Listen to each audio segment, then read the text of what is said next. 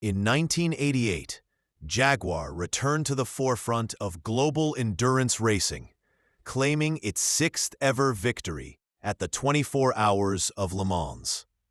Victorious was the crew of Andy Wallace, Jan Lammers, and Johnny Dumfries, driving the Jaguar XJR-15 LM prototype prepared by Tom Walkinshaw Racing. This success had a significant image-boosting impact, confirming that the British brand, after years of absence, was once again capable of building absolutely competitive machines.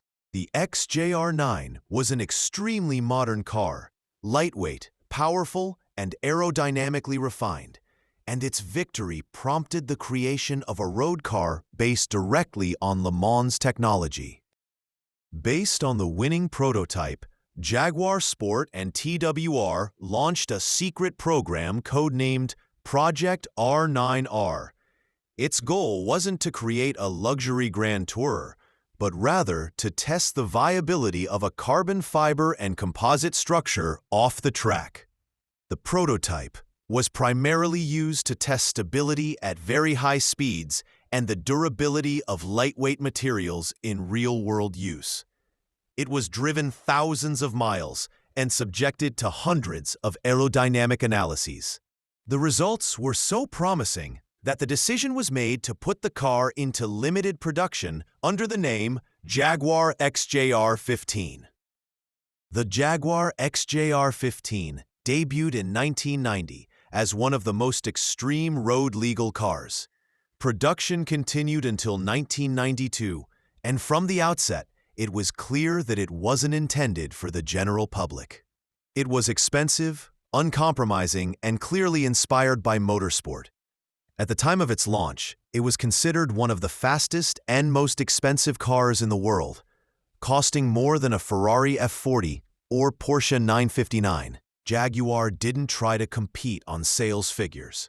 The XJR-15 was intended as a demonstration of technological capabilities and a prestigious bridge between the track and the road. In 1991, 16 XJR-15s competed in the Jaguar Sport Intercontinental Challenge Series.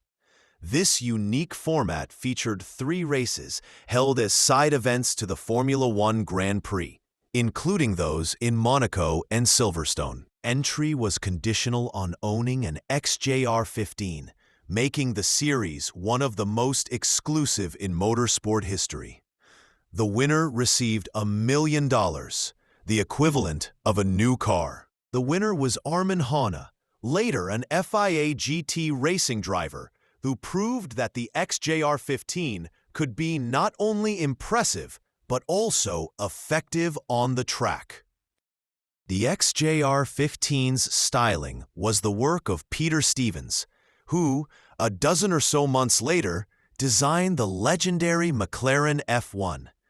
In the Jaguar, he employed a clean, functional form subordinated to aerodynamics, without ornamentation or stylistic compromise.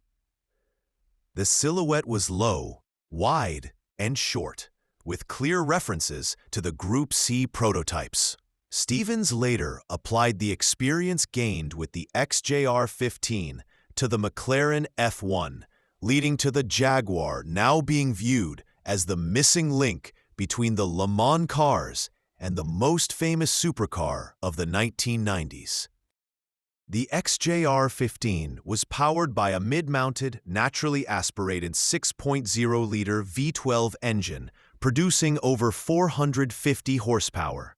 This engine was derived directly from Jaguar's racing designs and was unsupercharged, a feature that was becoming increasingly rare at the time. Shortly after the XJR-15's launch, Jaguar unveiled the XJ220, powered by a twin-turbocharged V6. Paradoxically, it was the absence of a V12 in the newer supercar that led some customers to turn to the older, more pure XJR-15, prized for its cylinder count and purity of character. The V12 engine was mated to a 6-speed manual gearbox and powered the rear wheels exclusively. the car accelerated to 100 kilometers per hour, 62 miles per hour, in around 3.1 seconds, and its top speed reached 300 kilometers per hour, 186 miles per hour, with some sources claiming it reached 315 kilometers per hour, 193 miles per hour. However, Jaguar faced the constraints of exhaust emissions regulations. The V12 could no longer be significantly strengthened without compromising roadworthiness.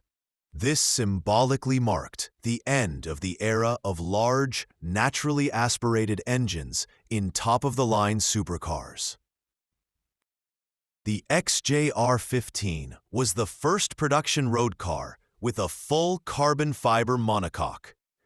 The body was constructed from a combination of carbon fiber and Kevlar, and the car's weight was exceptionally low by era standards. The suspension and braking system were derived almost directly from the track, as was the chassis geometry. The lack of driving aids meant the car required considerable skill, but it offered a remarkably pure, analog experience, unheard of even among supercars of the time. The XJR-15's cabin was extremely Spartan. The interior was dominated by stark carbon fiber surfaces, and comfort was kept to a minimum. The distinctive flat-bottom steering wheel, simple dials, and lack of luxury features clearly indicated the car's track day roots. Jaguar consciously sacrificed comfort to maintain low weight and maximum structural rigidity. Some customers considered this too radical, while others considered it the XJR-15's greatest strength. The exact number of Jaguar XJR-15s produced remains uncertain. Estimates are around 50, encompassing road cars, race cars, and test prototypes. Many of these were destroyed in accidents, leaving only a dozen or so surviving examples.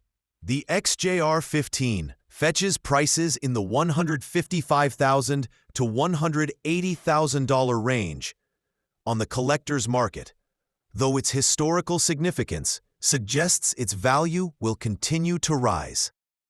It is one of the most authentic examples of a race car brought to public roads almost unchanged.